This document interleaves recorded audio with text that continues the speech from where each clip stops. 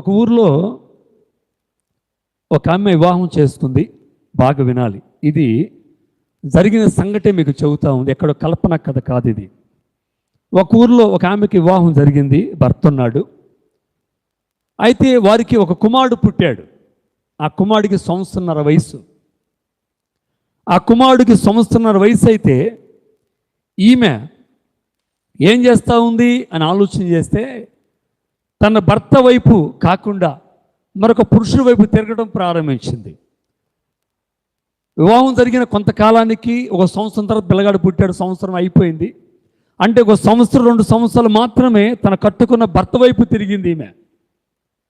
కానీ బిడ్డ పుట్టి 1 సంవత్సరం గడిచిన తర్వాత, తన కుమారుడికి 1 సంవత్సరం వయసు వచ్చిన తర్వాత ఈ స్త్రీ ఏం చేస్తూ ఉంది, భర్త వైపు తిరగాల్సింది మరొక వ్యక్తి వైపు తిరగడం ప్రారంభించింది. అలా తిరుగుతూ ఉంది. ఒక క్షణం సుఖం కోసం భర్తను విడిచి, గర్భాన పుట్టిన బిడ్డ మీద ప్రేమను విడిచి మరొక వ్యక్తి వైపు తిరగడం ప్రారంభించింది. ఎంతవరకు ఆ తిరగడం ప్రారంభించిందంటే తన బిడ్డను కూడా అడ్డం లేకుండా చంపాలి అనుకునే ఆలోచన వరకు తిరిగింది ఆమె. 1 సంవత్సరం పిల్లగాడు చాలా చక్కగా ఉన్నాడట. ఆ వ్యక్తిని చూసుకొని, అయ్యో దేవుడు నాకు మంచి బిడ్డనిచ్చాడు, ఆ బిడ్డ భవిష్యత్తు కూడా నేను కష్టపడాలి, ఆ బిడ్డను దేవుని వైపు తిప్పేవాడికి నేను బ్రతకాలని ఆలోచన తల్లికి లేకుండా ఆ తల్లి మరొక పురుషుడి వైపు తిరగడం ప్రారంభించింది. తిరిగి ఏం చేసింది, అతని వైపు తిరగటానికి భర్తను విడిచిపెట్టేసింది. తర్వాత గర్భాన పుట్టిన 1 సంవత్సరం బిడ్డను కూడా చంపడానికి ప్రయత్నం చేస్తూ ఉంది.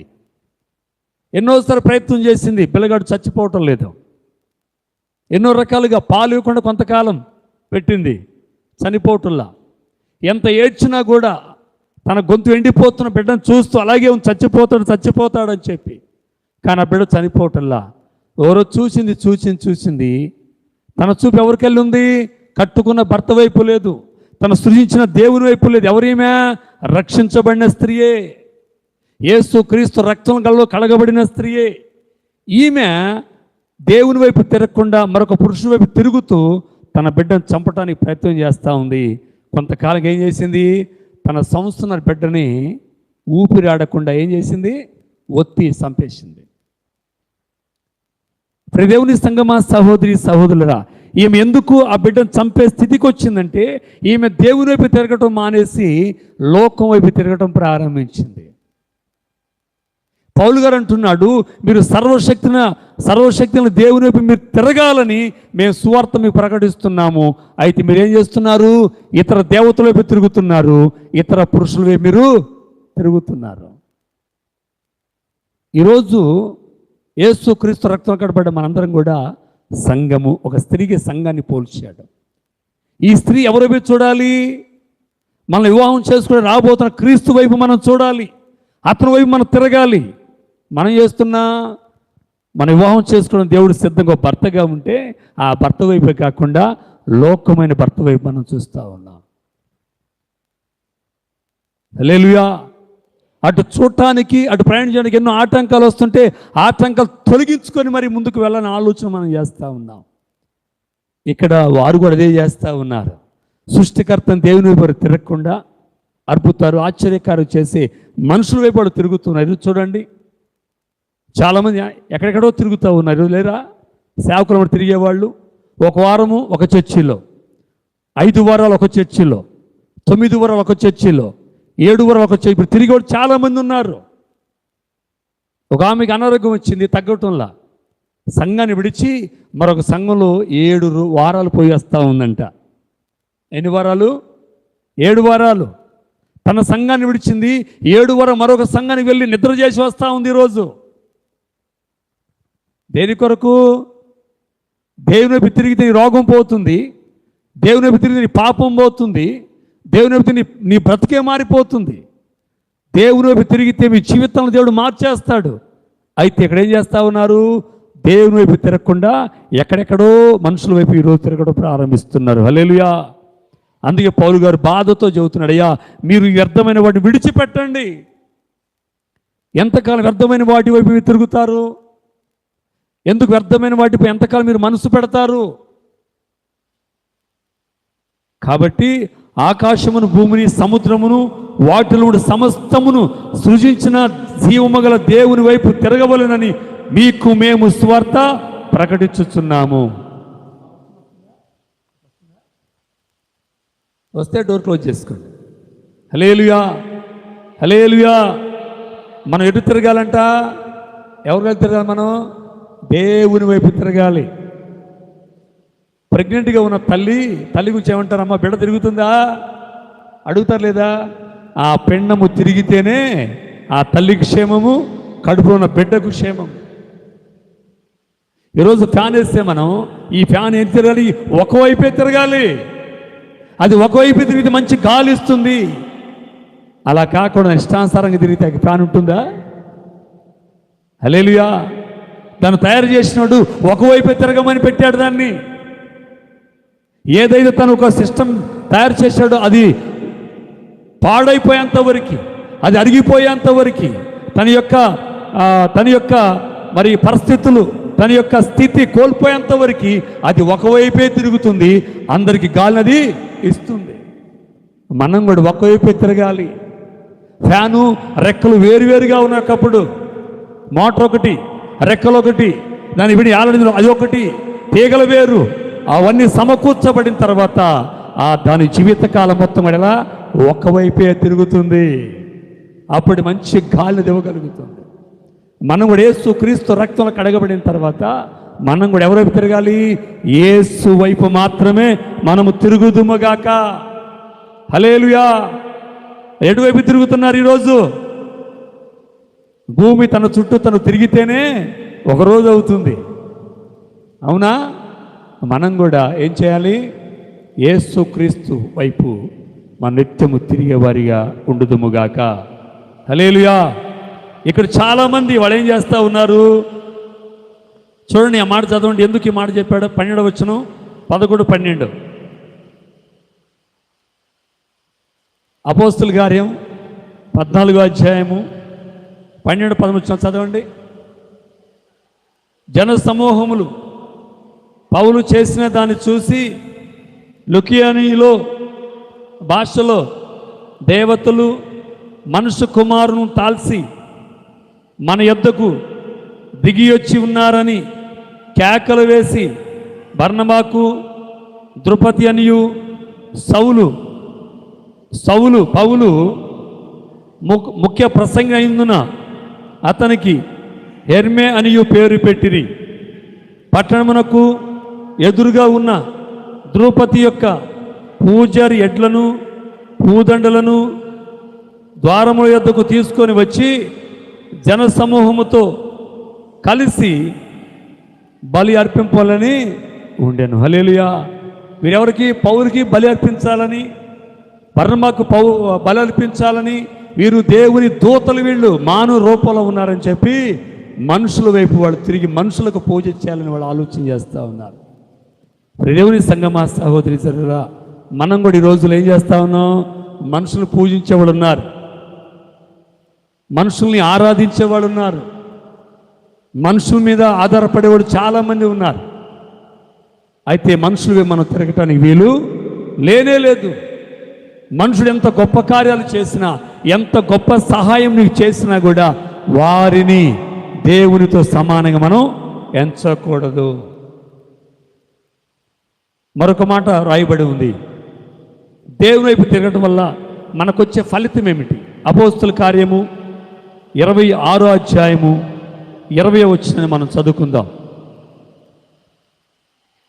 మొదట దమస్కోలోము వారికి, యెరూషలేములోను, యోదయ దేశమంతటను, తరువాత అన్యజనులకు మారు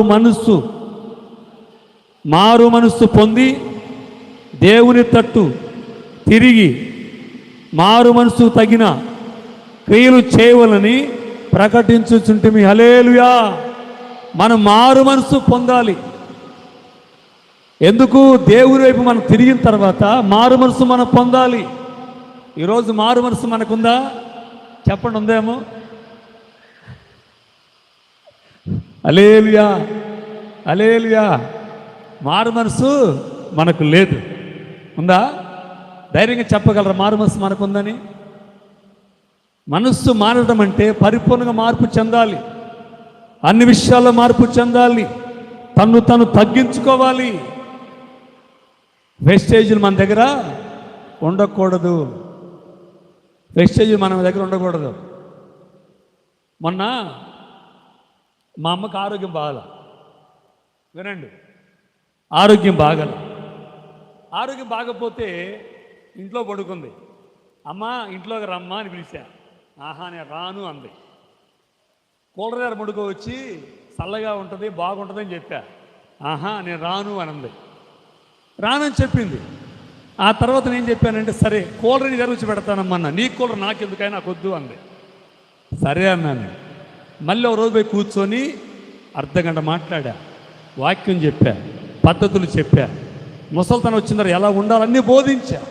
లేదయ్యా నేను ఇంట్లోనే ఉంటాను, నా ప్రాణం పోయినా ఇక్కడే ఉంటానని చెప్పింది. సరే నీ కర్మ అని వదిలేశా. 3 రోజులు అయింది. ఆ తర్వాత నాయసన్ని వచ్చి మా ఇంట్లో ఉండమన్నాడు. పోయింది. ఏసీలో ప్రశాంతం పడుకుంది. సాయంత్రం వచ్చింది, మళ్ళీ పోయి పడుకుంది, మళ్ళీ వచ్చింది. 3 రోజులు వచ్చాను. నేను పోను అక్కడికి అంది. ఎందుకంటే నాకు జలుబు ఎక్కువ తగ్గుతున్నానని అంది. నేను చెప్పా, అమ్మ కూలింగ్ ఎక్కువ అవటం వల్ల నీకు వేడి బయటకు వచ్చి దగ్గు వస్తుంది, పర్లేదు వెళ్ళి పడుకో అన్న. వినలా. ఏమైంది? లాస్ట్కి రోగము ఎక్కువ పెరిగిపోయింది. హల్లెలూయా. వెస్టేజ్లు మన దగ్గర ఉండకూడదు. నేను అంటుంది, నువ్వు చెప్పిన ఎన్నడది బాగుండేదనయ్యా, పొరపాటు చేశా నేను అంటుంది.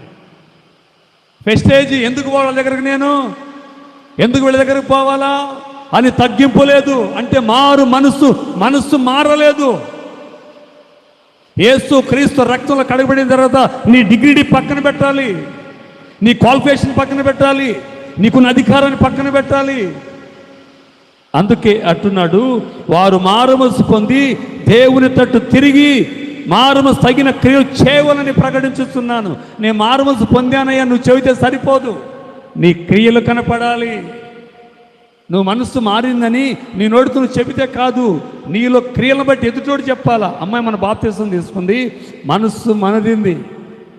మనస్సు ఎలా తెలిసిందమ్మా? ఇదిగో ఒకప్పుడు ఇలా ఉంది, ఇప్పుడు ఇలా మార్పు చెందింది అని నీ క్రియలను బట్టి వాడు సాక్ష్యం ఇవ్వాలి.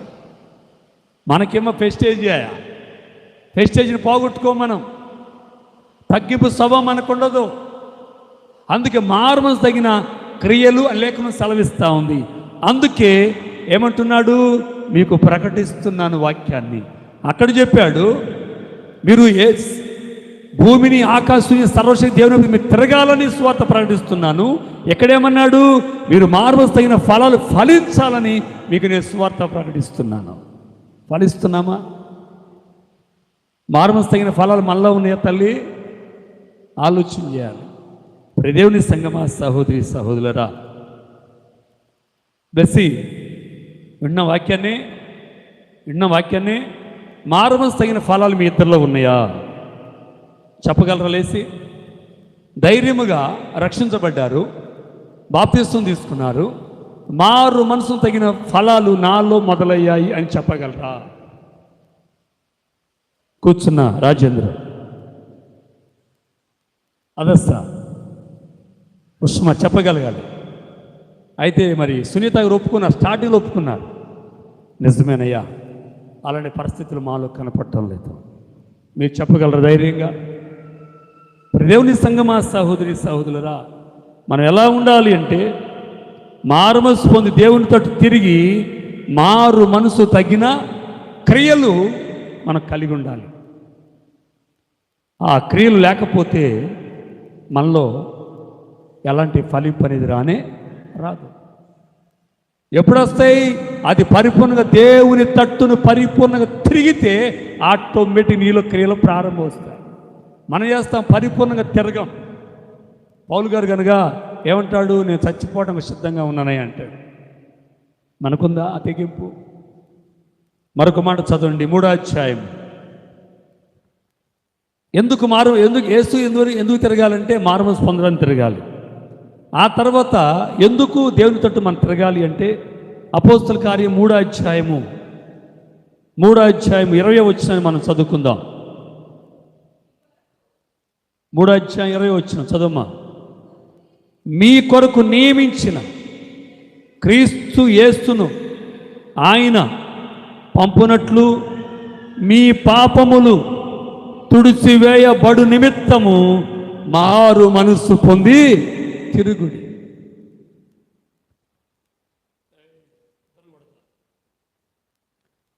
మన పాపాలు తుడిచివేయబట్టకు మనం ఏం చేయాలి? మారు మనసు పొందాలి. మన పరిపూర్ణంగా మారు మనసు మనలో లేకపోతే మన పాపాలు తుడిచివేయబడవు.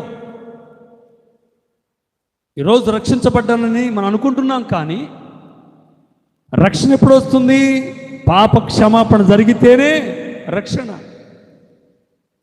మన పాపాలు తుడిచివేయబడుటకు మనం ఏం చేయాలి? మారు మనసు పొందాలి. మనస్సు మారకపోతే మన పాపాలకు ప్రాయశ్చిత్తము లేనే లేదు. పరిపూర్ణంగా మారు మనసు మనలో రావాలి. అప్పుడే మన పాపాలు తుడిచివేయబడు నిమిత్తం మారు మనసు పొందండి. పౌలు గారు ఈ 3 చోట్ల ఎక్కడ చెప్పినా కూడా, పౌలు గారు కానీ, పేతురు, యోహాను గారు కానీ, వీరెవరు ప్రకటించినా కూడా మీ పాపాలు తుడిచివేయబడినట్లు మీరు మారు మనసు పొందండి. ఇవన్నీ జరగాలంటే పరిపూర్ణంగా దేవుని వైపు మనం తిరిగేవారిగా ఉండాలి. దేవుని వైపు తిరిగిన వాడు ఎన్నడూ కూడా వెనక్కి తిరిగి చూడక, దేవుని తట్టు తిరిగిన వాడు ఎన్నడూ కూడా దేవుని విడిచిపెట్టాడు. పడిపోటాలు లెగోటాలు అని ఉండవేక. అందుకే ద్వితీయోపదేశకాండం 2:2 చదవండి. ద్వితీయోపదేశకాండము 2:2 అంతటా యెహోవా నాకు ఇలాగూ సెలవిచ్చెను, మీరు ఈ మన్యము చుట్టూ తిరిగిన కాలము చాలు. దేవునికి స్తోత్రం, హల్లెలూయా. వీళ్ళు ఏం చేస్తూ ఉన్నారు? 430 సంవత్సరాలు బానిసత్వ బ్రతుకులో ఉంటే, వారి శ్రమల్లో ఇబ్బందుల్లో ఉంటే వారిని విడిపించి దేవుడు ఒక దైవసేవకుడిని అప్పగించి, దైవసేవకుడు చెప్పిన ప్రకారం మీరు నడవండిరా, అతను చెప్పిన మార్గంలో మీరు తిరగండి, మళ్ళీ వెనక్కి తిరగొద్దని దేవుడు చేతి వీళ్ళు ఏం చేస్తూ ఉన్నారు? కొంతకాలం బాగానే ఉంటున్నారు, కష్టము రాంగులోని, ఇబ్బంది రాంగులోని మరలా వెనక తట్టు తిరుగుతూ ఉన్నారు.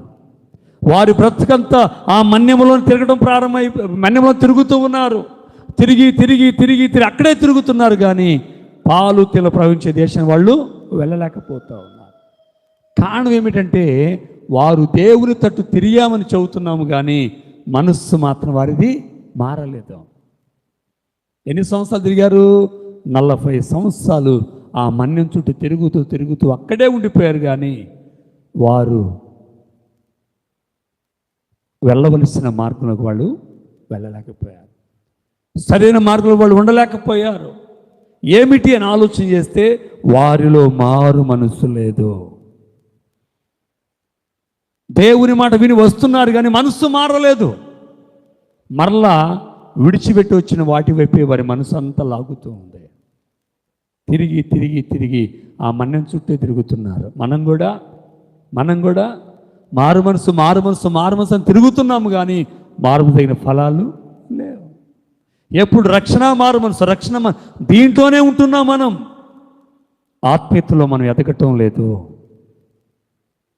పరిపూర్ణంగా దేవుని తట్టు మనం తిరగటం లేదు. ఒకవేళ రాకడొస్తే మన పరిస్థితిని ఆలోచన చేయండి. మన మనస్సు పూర్తిగా మారకపోతే, అదే సమయంలో రాకడొస్తే మన పరిస్థితి ఏమిటి? బుద్ధి లేని కనికలో మనం ఎడబడే పరిస్థితులు వస్తాయి. కాబట్టి మనం ఎవరి వైపు చూడాలి?